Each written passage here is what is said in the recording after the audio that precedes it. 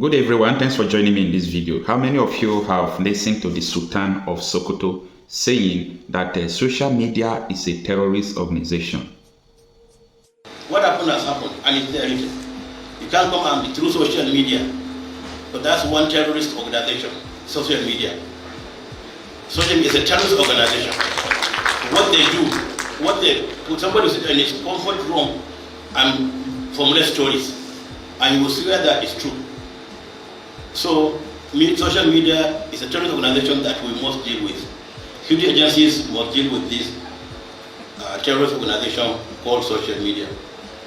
So we're not happy with what's been happening either on the plateau or other places.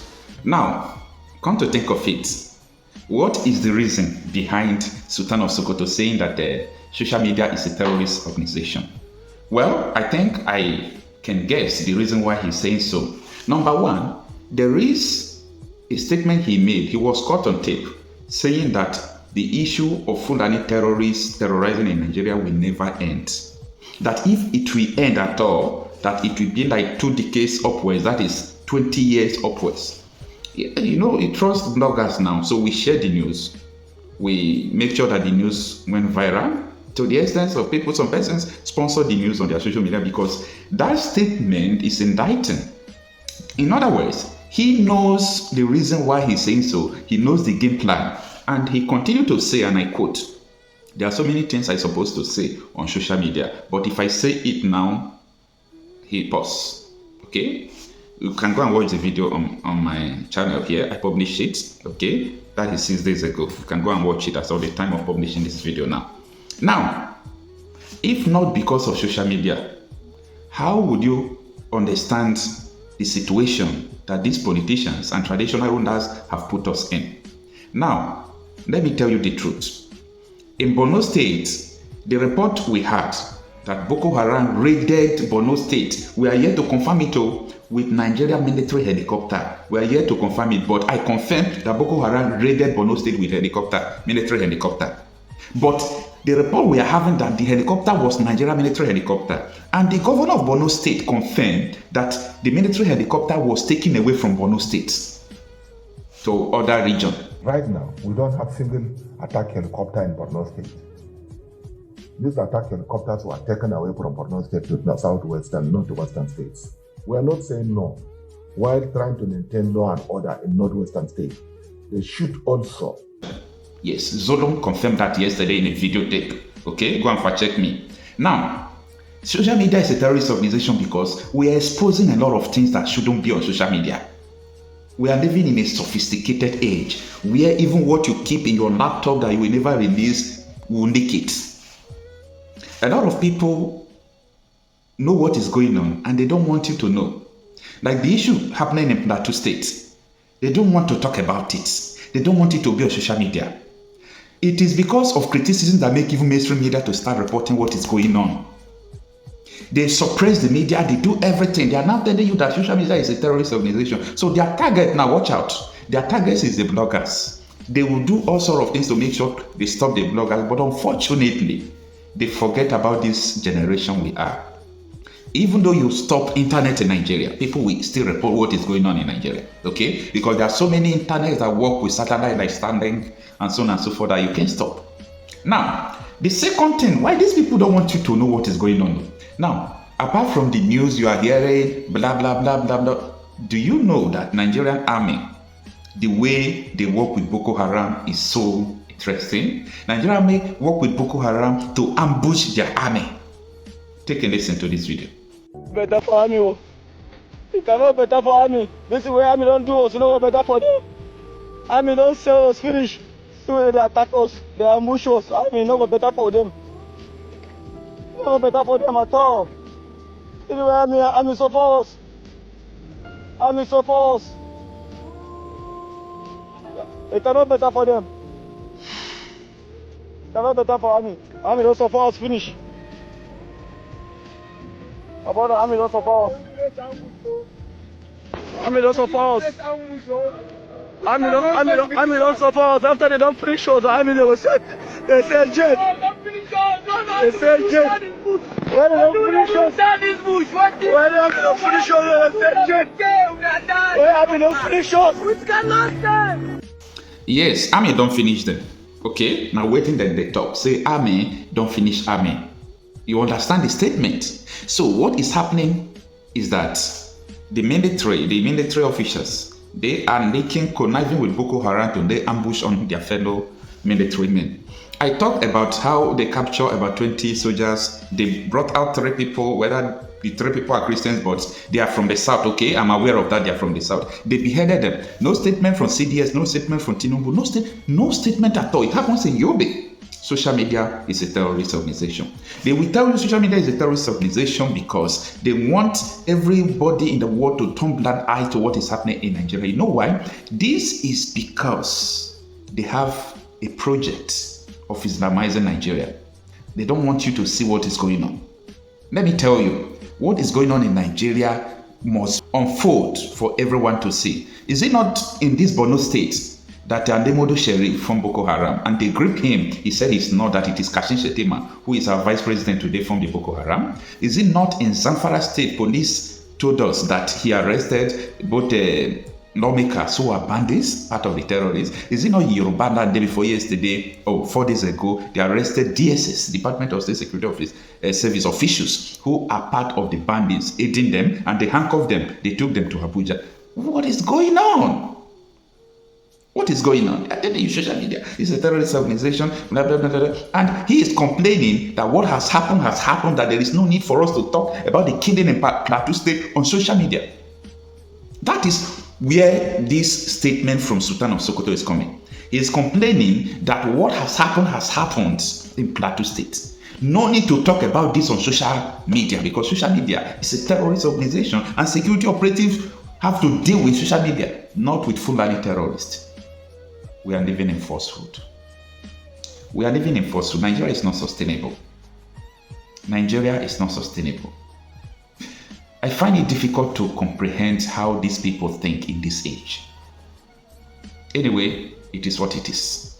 There was a broadcast I made some months ago, and I posted a video where Sultan of Sokoto made a statement. I will call it an exposition because he exposed a hidden agenda that people never thought or even believe, even as insecurities ravaging Nigeria. And this is what the Sultan of Sokoto said. Listen to him.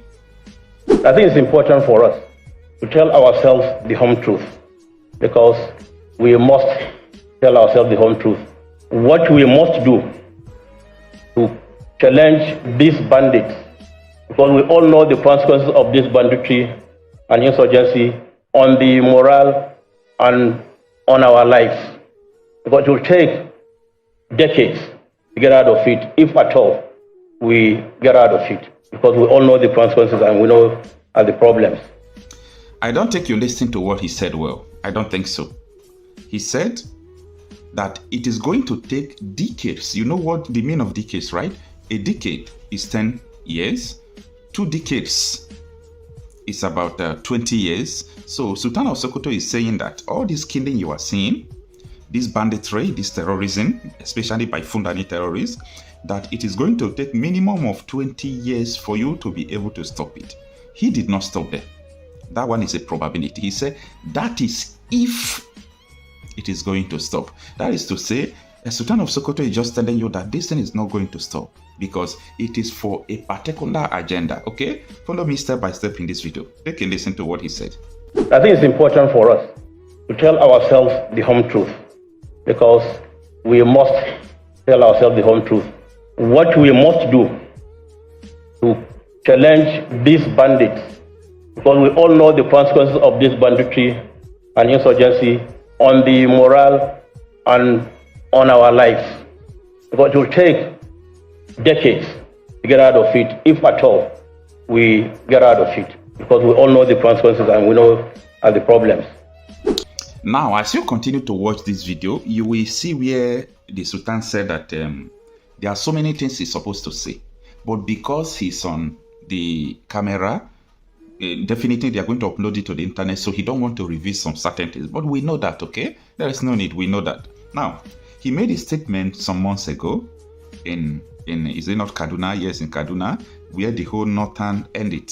they came together, both the traditional rulers and politicians, to discuss about the consequences of this banditry of Fulani terrorists that is ravaging Nigeria from the northern part of the country. So that was the reason why they came together to start discussing it. But you see, I want you to first watch the full speech of this man. He's a very respected, traditional ruler, okay? So when you finish watching it, there are a lot of things I want to discuss. Once more, senseless killings of innocent people yesterday. Now we pray to Almighty Allah to guide us aright in this 2-day summit, come up with proposals to not to end insurgency, because you cannot end insurgency everywhere, but to bring it to the minimum that people can go about their lives without let or hindrance. Distinguished Excellencies, I will not forget to recognize the former president who came all the way from Daura for this program. That shows his commitment and concern too, as a Northwesterner. And I think it's important for us to always pray for our leaders. Most people here and those listening, because I think this is televised, most people gathered are fairly very, very familiar with the causes as well as the consequences of the insecurity in this part of the country for the last 1 decade or so. Reports after reports, conferences after conferences, consultations after consultations, and of course recommendations after recommendations. Still, the problem persists. Why? It's time to ask the question, why are things still in the state they are today, despite the tons of money spent on procuring equipment for the services and also for the well-being of the personnel, and also what the governors have been doing to bring to an end this insecurity. We need to ask this question for us to discuss and move and know how to move forward. But without giving an answer to this question, we cannot go anywhere. We will come back to another conference again. We're still talking about the same issues, the same problems. I'd like to thank UNDP and other United Nations agencies and the German government for supporting this conference in this beautiful hall, very conducive to talk about issues of insecurity. But the real issues are talked outside the hall, where the people live, in the villages, in the towns, and in the markets, which I think we need to discuss here, so that the governors will have a way forward in what really we all must do together to bring these problems to a minimal level. I'd like to thank you and even other agencies, but I want to say, no matter how much support you give us, if we are not ready and willing to end these criminal activities, we can't succeed. We will be the ones to work for this and end these problems if we so desire. Nobody will come from somewhere to work for us. Nobody will come from the moon to solve these problems. We must solve our problems. So I'm very much pleased with this inaugural meeting of the Northwest Governors Forum to once more talk about. We have had a series of conferences in the last 10, 12 years on these issues. And the last one we had in 2022 was the most instructive, I think the best way forward. But unfortunately, we could not implement anything as elections 2023 came on. Now, a year after the elections, we have this program, we have this program today in Kaduna to discuss about what we need to do. I think it's important for us to tell ourselves the home truth, because we must tell ourselves the home truth. What we must do to challenge these bandits, because we all know the consequences of this banditry and insurgency on the morale and on our lives. Because it will take decades to get out of it, if at all we get out of it, because we all know the consequences and we know the problems. I would like to come back home as we discuss, because this is an open forum. There are so many things you cannot say, because you are on TV, you are on live TV, and you are also on the internet. So maybe when we come down in closed session, we discuss some of these issues. But the last conference, as I've said, had former ministers of defense, had former service chiefs, and they brought one very good way forward, which we met with the Northern Governors Forum. And in fact, let me just say, we have met with the Northern Governors Forum nothing less than 5 to 6 times on some of these issues. Now, this new set of governors, I believe, will be the change we need to utilize on for us to reach out to everybody and have this successful outcome of whatever we decide to do.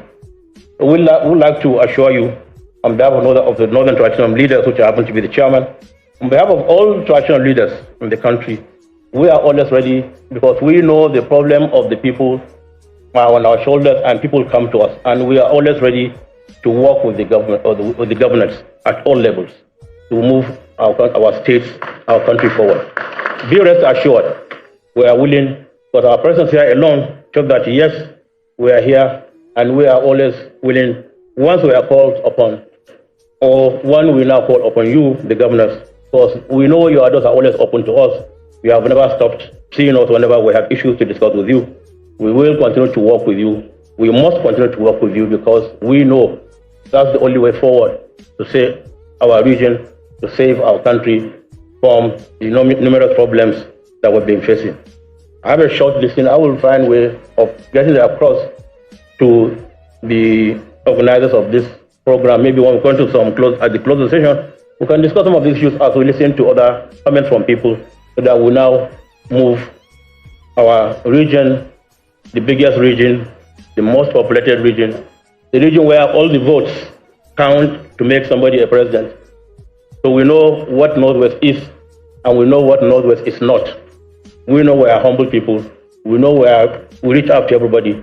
We know we fear God Almighty. And God, in His infinite mercy, will bring to an end all the security challenges facing us, in particular in this region and in the country. I'd like to thank the VP for taking time, despite the loss, to be here. That shows his commitment for him to just come here and be with us, also to pray for you. And we assure you, you are part and parcel of us. We wish you all the very best. And may Allah subhanahu wa ta'ala continue to bless all our leaders. May He give them the strength to move our country forward. Assalamu alaikum wa rahmatullahi wa barakatuh. Glad that you watch up to this point. Now, if you do watch most of my videos, I do ask one particular question. What is the exit strategy to all these insecurity, killings, all these things that we are seeing? What is the exit strategy? When I mean exit strategy, I mean, what do you think that is the way to stop it?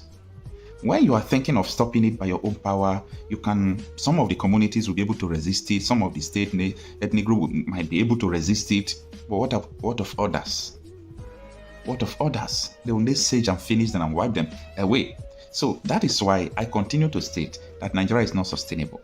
It's not what you do with violence. This is a common sense thing, that Nigeria is not sustainable. Now, another thing that makes me laugh is that, you see, the who end it, they knows the truth. They know what is going on, but they don't want to tell you. They want you, the masses, the poor masses, to continue to follow them, to do everything they want you to do, because they want to use you to make money, especially during the politics. The pastors, the imams, everybody that has congregation, that has crowd, that can control crowd, that has influence, they want the money during the politics. And after that, they give them security details that will be guiding them. And they don't care about you, poor man on the street. So that is why I said, it is important you know where you stand, okay? So that at least after you, your children, your generation will not even suffer what you are suffering. If not, this thing is going to be worse, because when you look at the whole situation, everything is increasing every day, okay? It's a very terrible situation, but Sultan of Sokoto has come out to tell you. You see, another thing is that in Nigerian media, most of the things is inside video. So they won't even talk it, they won't discuss it. Shewon will not go and interview Sultan of Sokoto. What do you mean by this? Someone like Ruben Abati and all those people in Arise, they can never go and interview this man. What do you mean by this? All these mainstream media, they have the capacity to do all these things, okay? But they are leaving the work for who to do it. We bloggers, we don't have the resources to do all these things. Not that we don't know what to do, but the resources are not there. Someone ought to go and ask this man. You said there are so many things you don't want to say on camera. What could that be? Now that you say that you don't think the bandits will stop, what do you mean by that? Now you said it will take decades. Why do you think it will take decades for bandits to be eradicated? I go and ask question because everybody know what is going on and nobody want to, take the bull by the horn. Everybody is just saying, no, not me. Who is the owner of Channels Television? Who is the owner of Arise News? These are the friends of politicians. So they don't want to do anything that will disturb their friends. And we can't grow like that. Media is a very important, sector in every nation that's supposed to help the country. But Nigeria, it is opposite. The media in Nigeria is nothing to write about.